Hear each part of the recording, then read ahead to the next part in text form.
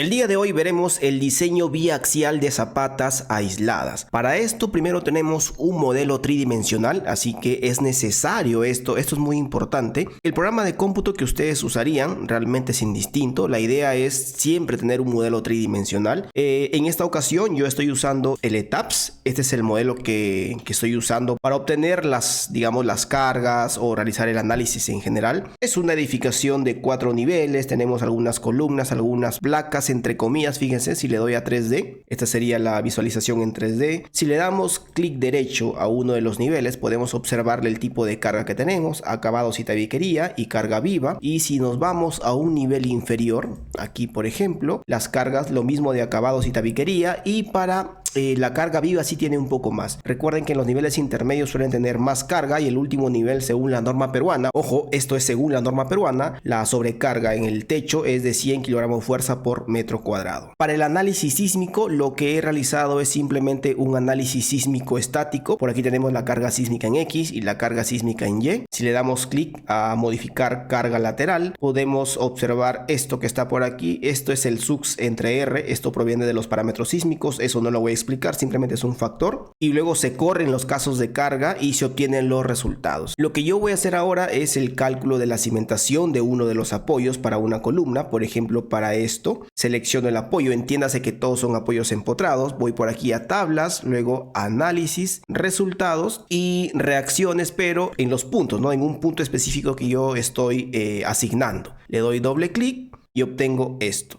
Ahora, de esto realmente no es que me interese todo, solamente carga muerta, carga viva y la carga de sismo en X y en Y. Esto es, fíjense, todo esto es lo que yo voy a usar para realizar el diseño, análisis y diseño de la cimentación. Entonces, como les comentaba, tenemos que primero obtener las cargas de un modelo tridimensional. Este modelo nosotros ya lo hemos trabajado, ya lo hemos visto cuál es el nodo, cuál es el apoyo que vamos a trabajar, y hemos obtenido estas cargas. Ahora, Incluso de estas cargas realmente no me interesan todas. Cuando hablamos de cimentaciones, ¿cuáles son las cargas que nos interesan? Pues bien, nos interesa la carga axial o la fuerza vertical, el momento en X y el momento en Y, nada más. Es decir, estas 3 columnas que están por aquí, y esas son las que voy a usar. Ahora veamos la regla de la mano derecha para momentos. Esto es muy importante, quizá la parte más importante de todo, porque el resto ya es más matemática, es más cálculo.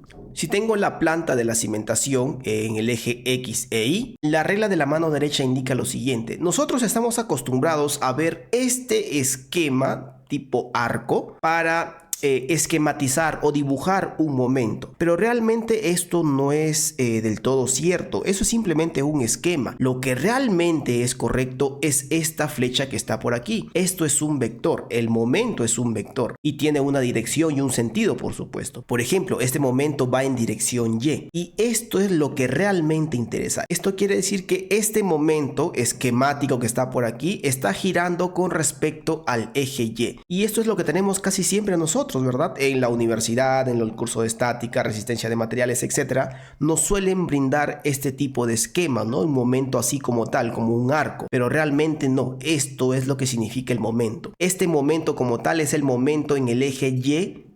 Ahora veamos para el eje X. Hemos rotado la cimentación. La regla de la mano derecha, siempre el pulgar en dirección positiva del eje que estamos analizando, por ejemplo aquí en el eje X, y este es el vector, y este sería el esquema del momento. Esto significa que esta zapata está rotando con respecto al eje X, y lo que normalmente nosotros tenemos es este esquema. Este sería el momento XX. Ahora veamos las consideraciones para tener en cuenta los momentos de inercia, que también son muy pero muy importantes. Imagínense la cimentación con todas sus dimensiones, con los ejes que ya hemos visto, y vamos a rotar esa cimentación, la planta de la cimentación. Si ustedes se fijan ahí, la rotación es con respecto al eje Y. Y además, lo que rota es la dimensión T. Y esto lo podemos ver con la regla de la mano derecha, que el dedo gordo indica la rotación o el eje de rotación. Y esto es muy importante para el momento de inercia. Y el momento que se genera ahí, obviamente, es este. Es un momento esquemático, ya les comenté. Pero el momento correcto es en el eje Y. Y la rotación es también con respecto al eje Y.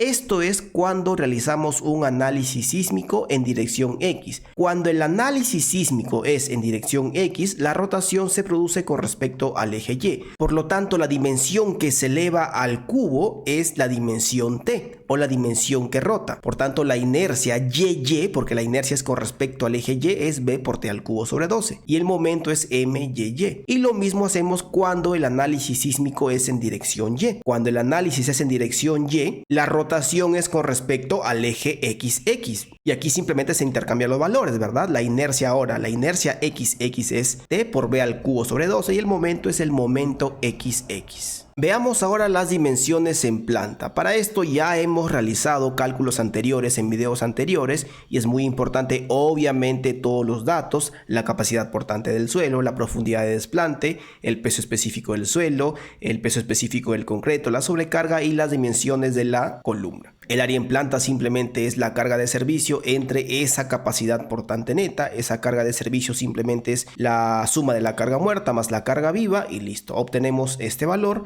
y con esta formulita que también es conocida, también lo hemos visto en los primeros videos, obtenemos las dimensiones de la cimentación de modo que las longitudes de volado tanto en X como en Y sean lo mismo. Finalmente usaremos estas dimensiones, 260 para T y 290 para B. Y las características geométricas. Ya saben cómo se calcula, bueno, el área simplemente es base por altura.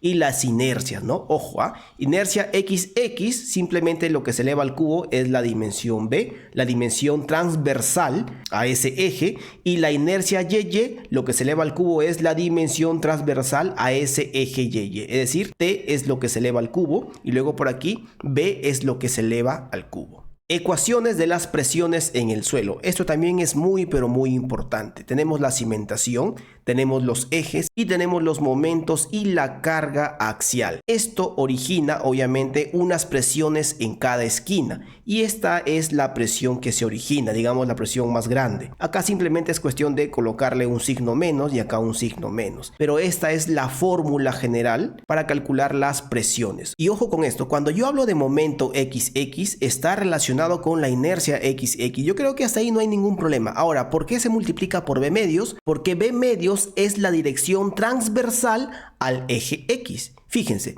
este es el eje X. ¿Cuál es la dimensión transversal al eje X? La dimensión B. Por tanto, se multiplica por B medios. Cuando trabajamos con el momento YY, es decir, el eje Y, la dimensión transversal al eje Y, ¿cuál es? Fíjense, la dimensión transversal. Este es el eje Y. Su dimensión transversal es T. Por tanto, es T medios. Y esa es la fórmula, nada más. Acá simplemente el resto es colocarle menos menos, más menos y menos más. Estas son las 4 presiones que se generan en las 4 esquinas de esta cimentación rectangular. En planta, para que se pueda ver, fíjense cómo se generan estas presiones. Nuevamente, estas presiones están en cada esquina de la cimentación. Ahora veamos ya el cálculo numérico de las presiones. Lo primero que haremos es o calcularemos las presiones sin el sismo. Simplemente obtenemos o extraemos las cargas del programa de cómputo solamente para los casos de carga muerta y de carga viva, sin sismo. Ojo con eso. Para la fuerza axial sumamos el FZ, para el momento en X sumamos los dos momentos y para el momento en Y también sumamos los dos momentos. Y simplemente vamos a usar la formulita que ya hemos visto anteriormente. Ojo que siempre la presión 1 siempre es más,